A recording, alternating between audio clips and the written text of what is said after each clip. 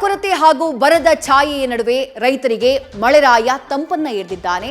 ಜಲಾಶಯಗಳ ನೀರು ಕೆಳಮಟ್ಟ ತಲುಪಿ ಆತಂಕ ಸೃಷ್ಟಿಸಿದ್ದಾಗಲೇ ವರುಣ ಅಬ್ಬರಿಸಿದ್ದು ಅವಾಂತರಗಳನ್ನೂ ಸೃಷ್ಟಿ ಮಾಡಿದ್ದಾನೆ. ಭಾರೀ ವರ್ಷಧಾರೆಗೆ ರಸ್ತೆಗಳೆಲ್ಲ ಜಲಾವೃತವಾಗಿ ವಾಹನ ಸವಾರರು ಅಕ್ಷರಶಃ ಪರದಾಡಿದ್ದಾರೆ. ಹಲವೆಡೆ ಗೋಡೆ ಕುಸಿದ್ರೆ ಕಾವೇರಿ ಜಲಾನಯನ ಪ್ರದೇಶದ ರೈತರು ಮಾತ್ರ ನೆಮ್ಮದಿಯ ನಿಟ್ಟುಸಿರು ಬಿಟ್ಟಿದ್ದಾರೆ.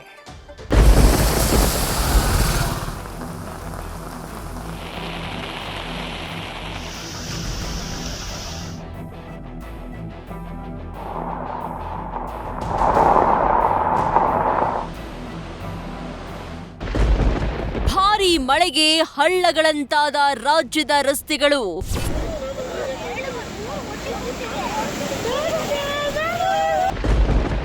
ಧುಮ್ಮಿಕ್ಕಿ ಹರಿತಾ ಇರುವ ನದಿ, ಹಳ್ಳ, ಕೊಳ್ಳಗಳು.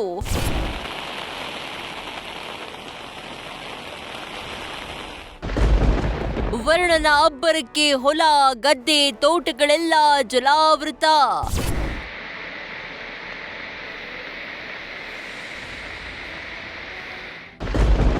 ಕಾರಿನಲ್ಲಿ ಸೇತುವೆ ಮಧ್ಯೆ ಸಿಲುಕಿದ ಕುಟುಂಬದ ರಕ್ಷಣೆ.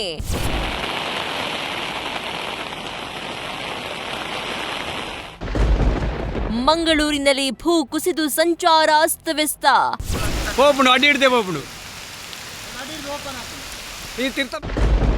ಪ್ರವಾಹಕ್ಕೆ ಕೊಚ್ಚಿ ಹೋದ ತೋಟ, ಗ್ರಾಮಸ್ಥರು ಕಂಗಾಲು.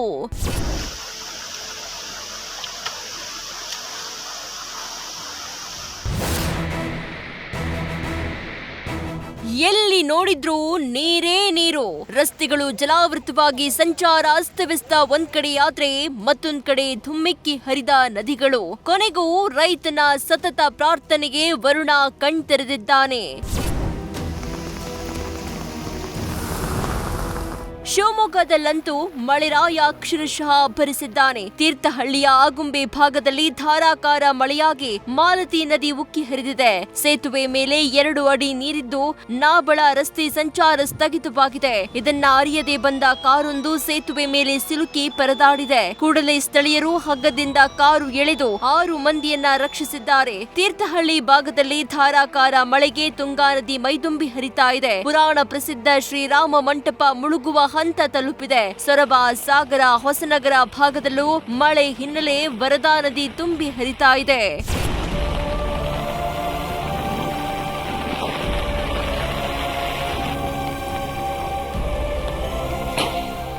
ಮಲೆನಾಡು ಚಿಕ್ಕಮಗಳೂರಿನಲ್ಲಿ ಮಳೆರಾಯನ ಆರ್ಭಟಕ್ಕೆ ಗದ್ದೆ, ತೋಟ, ರಸ್ತೆಗಳು ಜಲಾವೃತವಾಗಿವೆ. ಮಾಕೋಡು ಗ್ರಾಮದಲ್ಲಿ ಕಾಲು ಸಂಕ ಮುಳುಗಿದ್ರೆ ಜೋಗಿ ಕುಂಬ್ರಿಯಲ್ಲಿ ಭೂಕುಸಿತವಾಗಿ ಮಣ್ಣು ತೋಟಕ್ಕೆ ಬಿದ್ದಿದೆ. ಕಳಸ, ಕುದುರೆಮುಖ ಭಾಗದಲ್ಲಿ ಭಾರೀ ಮಳೆಯಿಂದಾಗಿ ಜಾಂಬಳೆ ನದಿ ಅಪಾಯದ ಮಟ್ಟ ಮೀರಿ ಹರಿತಾ ಇದ್ದು ಕಳಸ ಕಾರ್ಕಳ ಸಂಚಾರ ಬಂದ್ ಆಗಿದೆ. ತುಂಗಾ ನದಿ ಅಪಾಯದ ಮಟ್ಟ ಮೀರಿ ಹರಿತಾ ಇದ್ದು ಸುರಕ್ಷಿತಾ ಕ್ರಮವಾಗಿ 50,000ಕ್ಕೂ ಅಧಿಕ ಕ್ಯೂಸೆಕ್ ನೀರನ್ನ ಹೊರಬಿಡಲಾಗಿದೆ.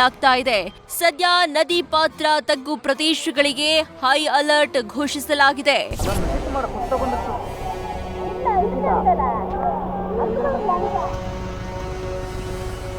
ಶೃಂಗೇರಿ ತಾಲೂಕಿನಲ್ಲಿ ಮಳೆರಾಯ ಅಬ್ಬರಿಸಿದ್ದು ಕೆರೆಕಟ್ಟೆ ಭಾಗದಲ್ಲಿ ತುಂಗಾ ನದಿ ಪಕ್ಕದ ಕಪ್ಪೆ ಶಂಕರ ನಾರಾಯಣ ದೇಗುಲ ಮುಳುಗಿದೆ. ಶೃಂಗೇರಿ ದೇಗುಲದ ಪಾರ್ಕಿಂಗ್ ಲಾಟ್ಗೆ ಹೋಗುವ ಪ್ಯಾರಲಲ್ ರಸ್ತೆ ಮುಳುಗಿ ಜನ ಪರದಾಡಿದ್ದಾರೆ. ಮಳೆಯಿಂದ ಗುಡ್ಡ ಕುಸಿದಿದ್ದಲ್ಲದೆ ಯೋಗಾನಂದ ಪ್ರದೀಪ್ ಭಟ್ಟಿ ಎಂಬುವರ ಮನೆಯ ಬಾವಿ ಕುಸಿದು ಕುಟುಂಬವನ್ನ ಆತಂಕಕ್ಕೆ ತಳ್ಳಿದೆ.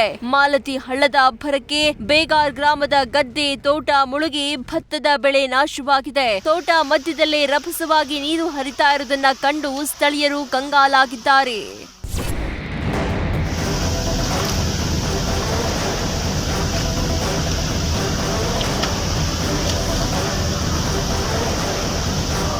ಕೊಡಗು ಜಿಲ್ಲೆಯ ಮಡಿಕೇರಿ ನಗರದಲ್ಲಿ ಮನೆ ಹಿಂಭಾಗದ ತಡೆಗೋಡೆ ಕುಸಿದಿದೆ. ಸ್ಫಟಿಕ ಲೇಔಟ್ನಲ್ಲಿ ತಡೆಗೋಡೆ ಕುಸಿದಿದ್ದು ಅಧಿಕಾರಿಗಳು ಪರಿಶೀಲಿಸಿದ್ದಾರೆ. ತಲಕಾವೇರಿ ಭಾಗಮಂಡಲ ವ್ಯಾಪ್ತಿಯಲ್ಲೂ ಭಾರಿ ಮಳೆಯಾಗ್ತಾ ಇದ್ದು ಕಾವೇರಿ ನದಿ ನೀರಿನ ಮಟ್ಟದಲ್ಲಿ ಭಾರಿ ಏರಿಕೆ ಕಾಣ್ತಾ ಇದೆ. ಮುಂಜಾಗ್ರತಾ ಕ್ರಮವಾಗಿ ಸೋಮವಾರಪೇಟೆ, ಮಡಿಕೇರಿ ತಾಲೂಕಿನ ಶಾಲೆಗಳಿಗೆ ರಜೆ ನೀಡಲಾಗಿದೆ.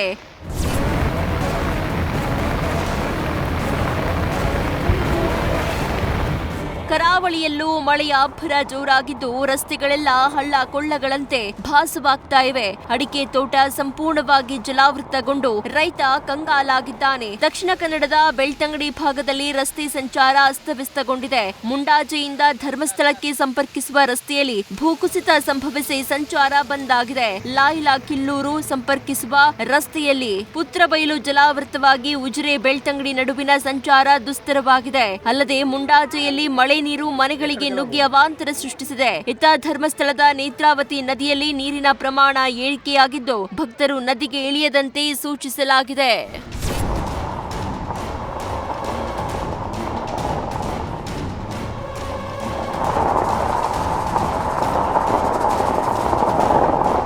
ಇನ್ನು ಉಡುಪಿ ಜಿಲ್ಲೆಯಲ್ಲೂ ವರುಣಾರ್ಭಟ ಜೋರಾಗಿದ್ದು ಬೆಳಗ್ಗಿನಿಂದ ನಿರಂತರವಾಗಿ ಮಳೆ ಸುರಿತಾ ಇದ್ದು ಮುಂದಿನ 5 ದಿನಗಳ ಕಾಲ ನೀರಿಗೆ ಇಳಿಯದಂತೆ ಮೀನುಗಾರರಿಗೆ ಎಚ್ಚರಿಕೆ ನೀಡಲಾಗಿದೆ. ಇವತ್ತು ಉಡುಪಿಗೆ ಆರೆಂಜ್ ಅಲರ್ಟ್ ಘೋಷಣೆ ಮಾಡಲಾಗಿದೆ. ಒಟ್ಟಾರೆ ಭರದ ಛಾಯೆಯಿಂದ ಕಂಗಾಲಾಗಿದ್ದ ರೈತರು ಇಂದು ಸುರಿದ ಭಾರಿ ಮಳೆಯಿಂದ ಫುಲ್ ಖುಷ್ ಆಗಿದ್ದಾರೆ.